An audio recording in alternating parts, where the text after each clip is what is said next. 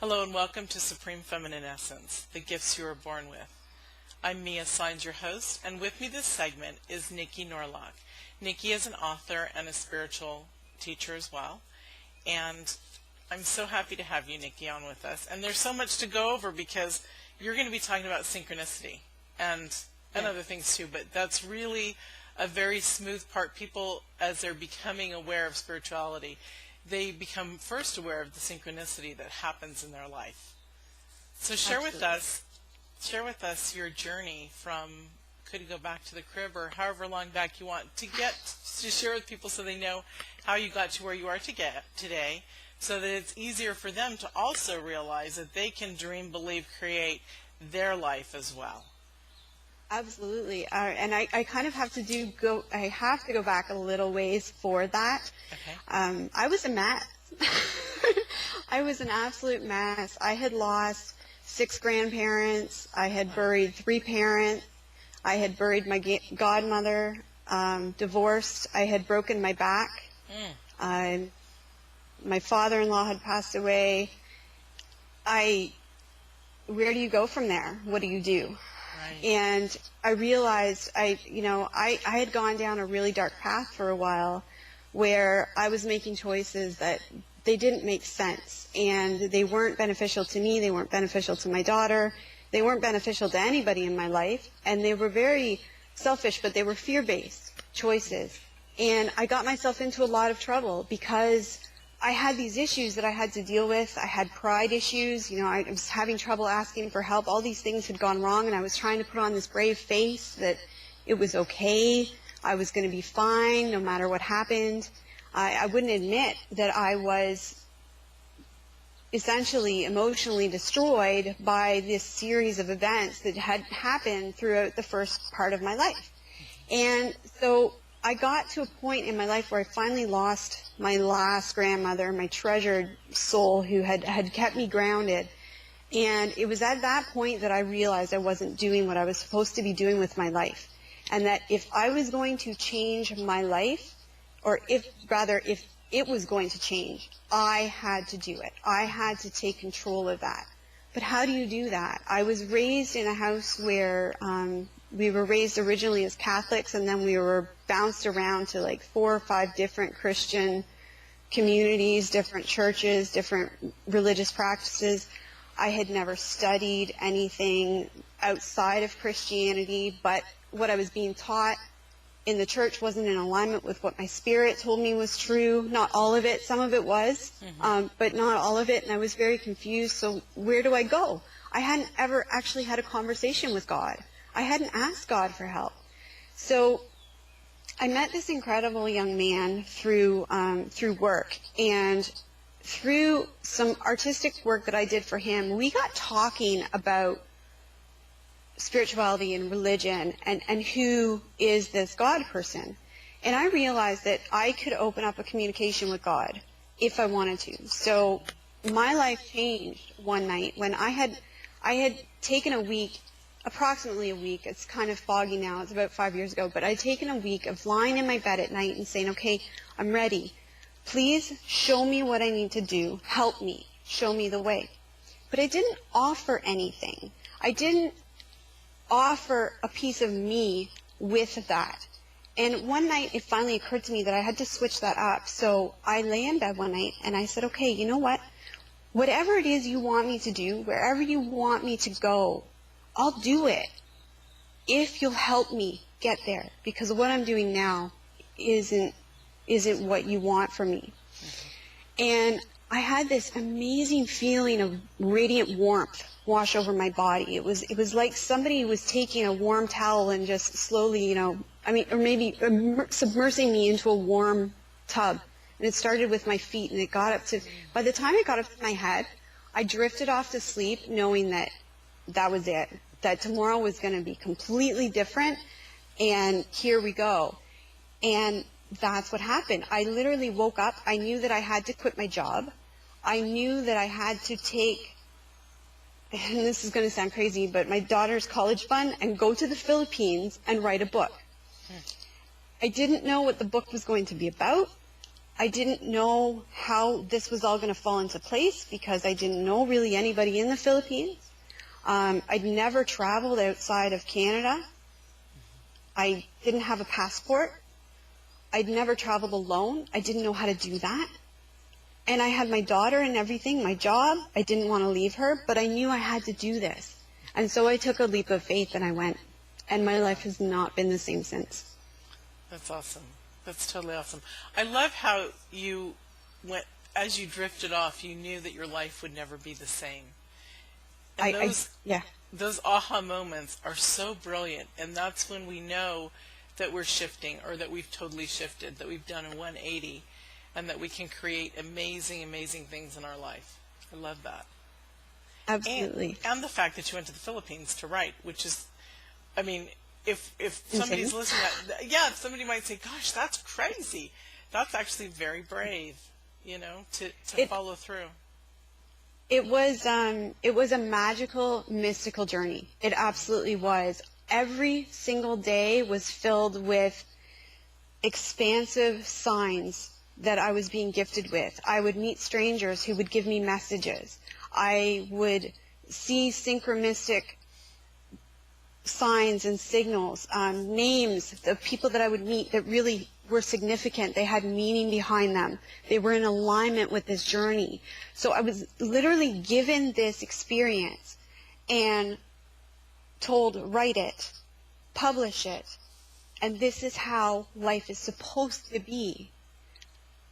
And yet fear still, even after all of that, the trip to the Philippines, everything that beautiful that happened, fear still got the best of me. And in the end, I first published the book as a fiction under a pen name.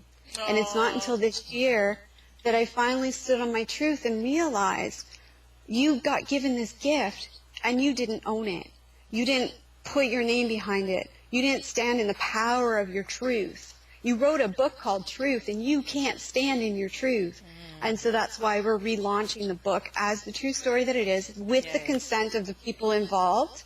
And the best part is that part of the story in the Philippines is that I met this amazing group of children that changed my life and my perceptions and my way of looking at God and looking at the divine, and looking at human beings.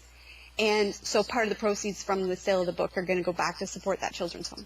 That's awesome. I love that you said that you weren't standing in your truth by hiding behind a pen name.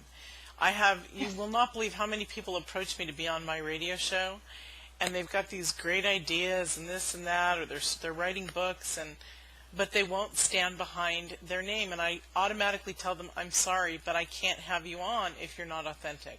Because my story is so graphic and horrendous, people tell me, at times, but I stand behind it because it's taught me, like you, when you do claim it, to move forward. And there's beauty in our truth and our pain that helps others. Yeah, absolutely.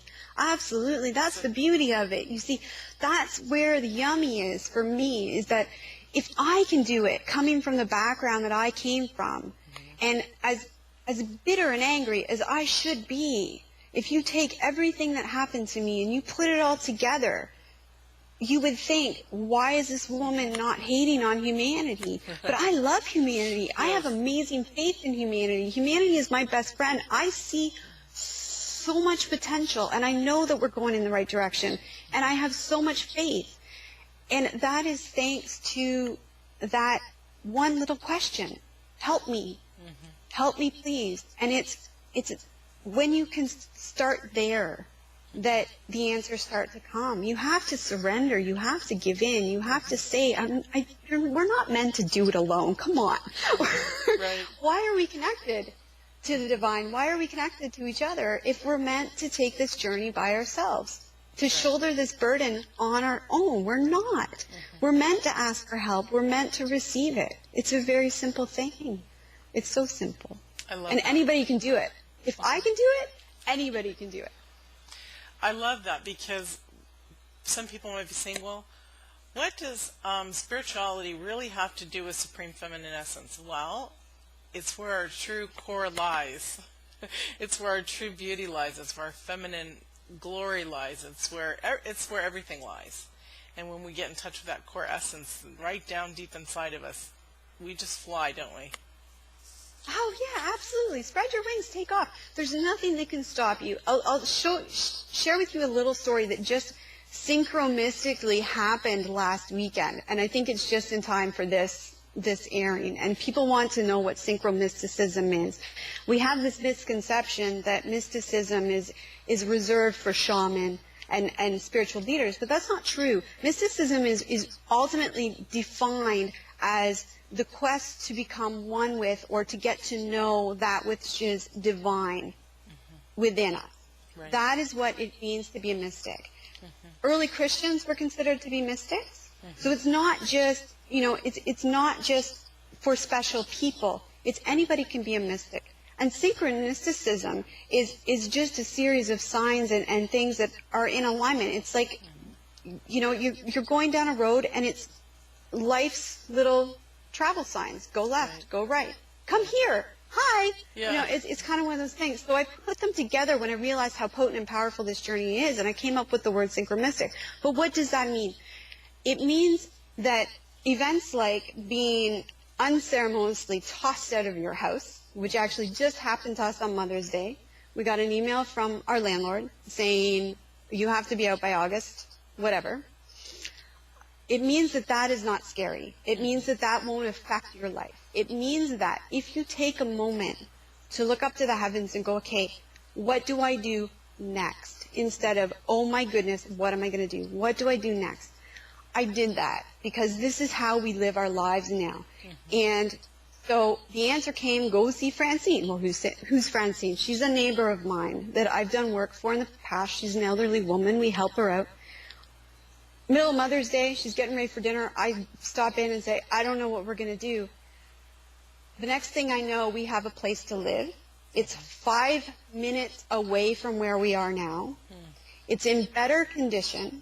It's bigger, and it's $100 less a month. There's a lot of beauty, isn't there? Yes. Yeah, absolutely. That synchronism. I had the That's same the way it's thing. supposed to work. I had the same thing happen.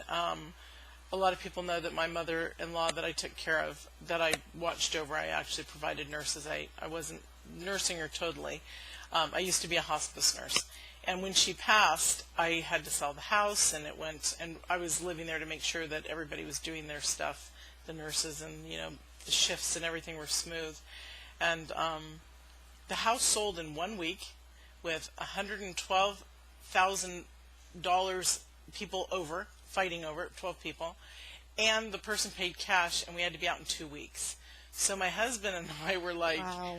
Oh, okay, so the same thing. I said, okay, Father, what do I do? I'm not going to get scared. What do I do? Right. And he said, Exactly. the voice said, call Patty. Call Patty. And I'm like, that's right, Patty is Right. managing some buildings. So I called my girlfriend, and boom, got in. And it's beautiful. I love my place. I absolutely love it. It's perfect for where I am right now. It's lovely. So those things just happen as smoothly as, okay, here's something else that's happening. You have to move in 2 weeks, and the house sold, and we're not, why lose that sale?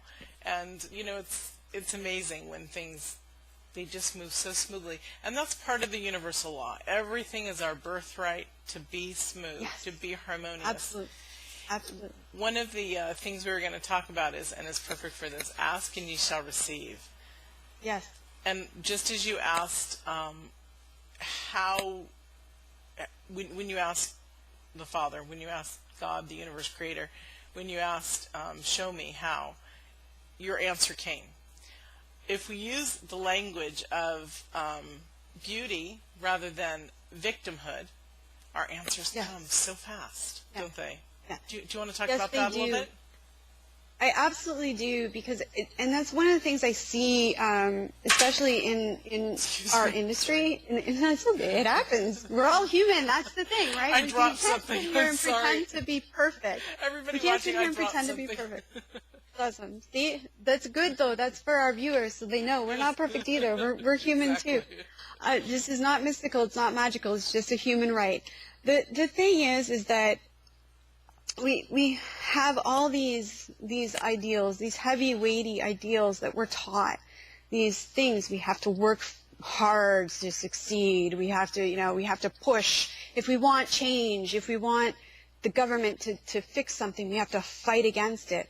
And that's totally backwards to how it works. And that's where the seeing the beauty comes in. If you really want to change the world, here's the simple way to do it. If you want to change the world right now, today, you want your world to be a better place, look at your world with love. Focus on that in your world that is positive, that which brings you light, that which brings you joy. Focus on the people who inspire, uplift, assist.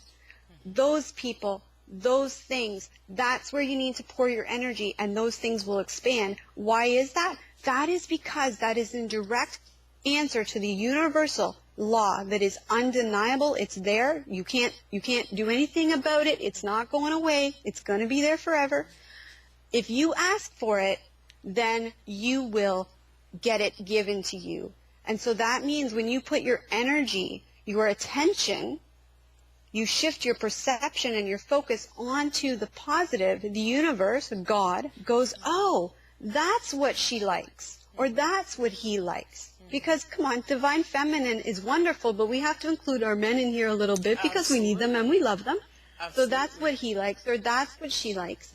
And then it's going to give you more of that. And that's how it works. So if you want to see change, you have to focus on the beauty that's around you. Focus on the things that you love, and you're going to get more of it. I guarantee it. It happens every time. Mm-hmm. Ask and you shall receive. Yeah, and part of that is balancing your center, right? Like, absolutely. Understanding that you are a part of the universe, that you are a child of the divine, that you already have everything you need. It's out there for absolutely. You to find it. And when you balance your core and you stay within that center spot, that's when things flow so easily. And that's also, again, when the feminine essence pours out of you, or the masculine, because femininity and masculinity have to be a balance in both male and female. We tend to carry, obviously, because we're women, a lot more femininity, and men carry a lot more masculinity. But to be balanced and to get along with our counterpartner, we have to express both. Absolutely. And be happy with both, right? Yes, yes. And there's I'm so glad that you touched on balance, because there's a very important element of that in everything that we do, and it has to do with that appreciation of the dark that goes along with the light. Because let's face it, we're not going to have massive acts of compassion. We're not going to learn compassion if we don't have something that causes us to feel that compassion. So we have to have some appreciation for the dark in us and in others. When people are being cruel to you, or they're challenging you through their action to rise above, then they're playing a very important role in your personal growth. Don't see them as the enemy. See them as somebody who has taken on the role that's probably not a very comfortable one for them on an energetic level, because it can't feel good to have to be the bad guy all the time. But there are people in our world who have come here to fulfill that role, so that we can learn to rise above that, so that we as a race, we, humanity, can evolve, so that we can grow. And so, that's where that balance comes in, and it's so important to learn appreciation for the balance. You can't ever forgive yourself or anybody else unless you can fully embrace the truth, which is there's a little bit of light and a little bit of dark in all of us. It's simply a matter of choice as to which we want to focus our attention on. Right, it's our duality. Absolutely. Absolutely. Let's talk a little bit more about the truth will set you free. It goes along with, claiming your name on your book. It goes along with authenticity, honesty, everything. So tell us about how you feel. Well, that's learned from experience. I think everything that I teach, everything that I do, everything that I write about is all from experience. I don't talk about anything that I haven't lived through, first of all, and that I haven't experienced and I don't know definitely works. because that wouldn't be being authentic. That wouldn't be being honest. And the truth is that when I published the book as a fiction, it didn't fly. Nobody wanted to read it. Now, people who did read it loved it because it's a great story and it was still touching heart, but it wasn't getting the exposure and the appreciation that it's now getting. The people are reading it now as the true story that it is, and the enthusiasm and energy around this story is so high.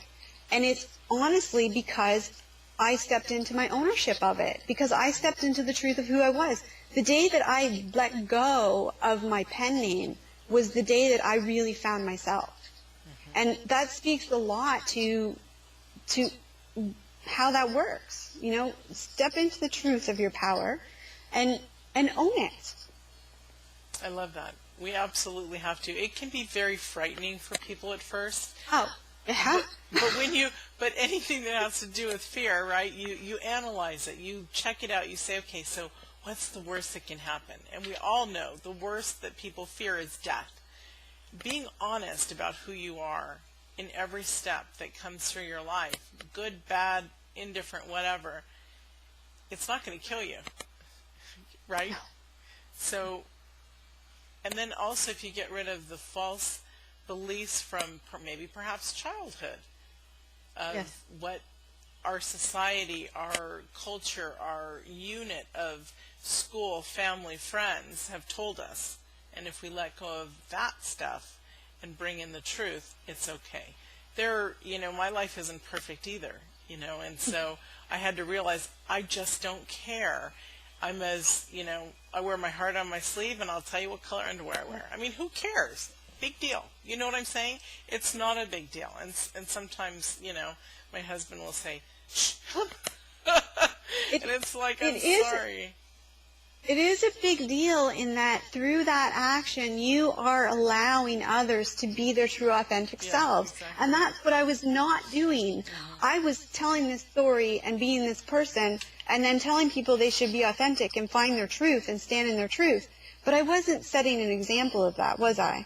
I wasn't being true to my message.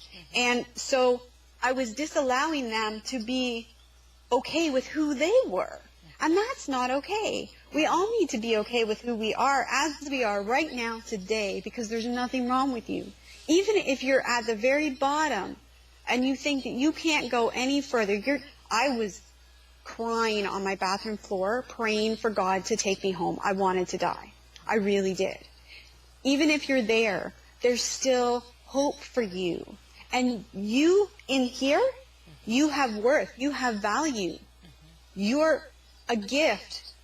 No matter what you're going through, no matter what you've done, you are a gift to this world, or else you wouldn't be here.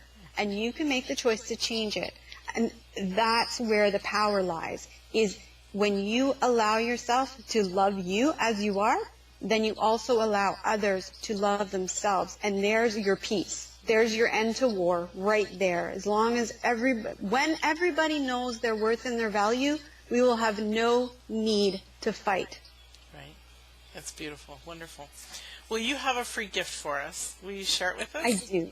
Yes. I do. I have a very special free gift. When I first started the books, we started doing these videos called Truth Talks. So what we've set up is we have set up a spot on my website, and that is NikiNorlock.com, where if you go and you sign up for our mailing list, and I promise we don't spam anybody. You'll get little gifts from us once a month, but that's it, and we don't give anybody's emails away. So if you sign up for the email list, we're going to send you a new updated Truth Talk, and it's going to be about embracing your truth, how to go about embracing your truth, whatever your truth is. I don't care what you call God. I don't even care if you don't believe in God. You need to figure out what your truth is, and then you need to own it. You need to love it, and you need to be proud of it. And that's what I'm going to talk about. And we're also adding in an excerpt from the book, as well as a very special audio clip that was part of our radio show. And it was an absolutely magical, synchronistic moment that came out of the blue on the weekend after the book had been written. And it ties into the story, and it's proof positive of what synchromysticism is. It shows you right then and there how it works.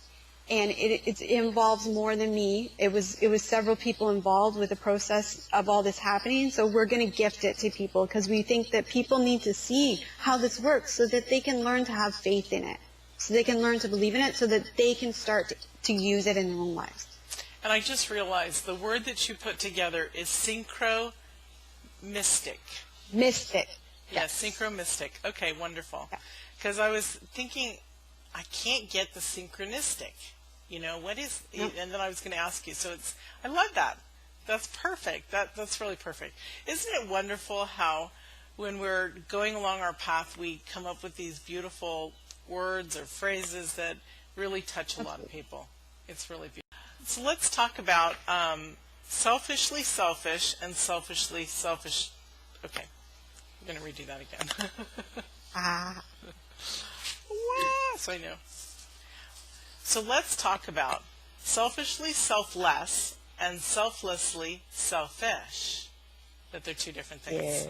Okay. They are two different things.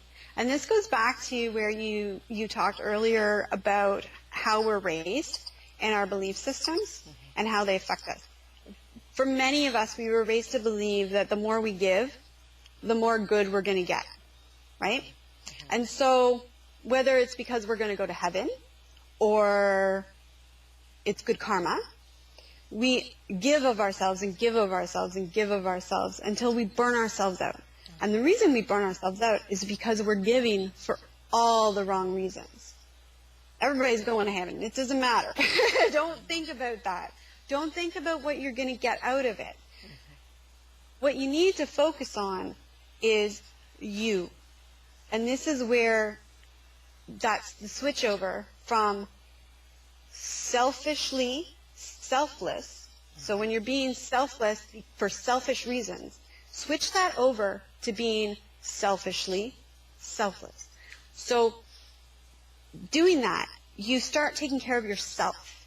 You take care of your own life. You make changes in your own life. You create a better life to set an example for others, to bring you more health, more abundance, more vitality, more joy. And then when you get to the point where you're full of life and you're full of joy and you're full of this internal expression that you want to just share with people, it's just going to pour out of you, and it's going to be the change that you want to see in the world. And you're not doing it for any other reason than you know that the best you that you can be is the best gift that you have to offer to the world. Wonderful. That is so important because, especially for women, we do so much and we get burnt out. And people think, and then I've noticed it's funny because there are certain aspects of women that take on certain career roles who are absolute total givers without a thought for themselves. Teachers, nurses, that type of stuff. And then when they learn that they can do both, they can still give and especially give to themselves first, it's like that. You had your aha moment, I've had my aha moment. It's an aha moment. It's like, oh my goodness, because I truly love myself. I love that, that you talked about that like that, because I've never heard it put, selfishly selfish and selflessly selfish. So it's wonderful. It's just playing with words is what I do. And when I was looking at the dynamics of it, because I went through that period, when I came back from the Philippines, I was going to save the world. Here she comes to save the day. And I totally burnt out. And my health went way south. And I had to slowly work my way back to that. And then I realized, as I was working my way back to health and taking care of me and focusing on me, that the people around me were benefiting from that. And it was totally unexpected. I didn't know that that would happen. I just knew that I had to get well. And then suddenly I realized that this was the gift that I was giving people, is me getting well, me being vibrant, me being alive, me loving life. And the people around me saw that, and they said it was inspiring. They said it was uplifting. And they started making changes in their lives. That was my gift. Yeah. And we can all do it. That's wonderful. Yeah. Well, guess what? We're out of time. Oh my goodness, It already. goes by fast. I know, it goes by very fast. So what is, right now, from your inner self, what message do you want to leave us with, Niki?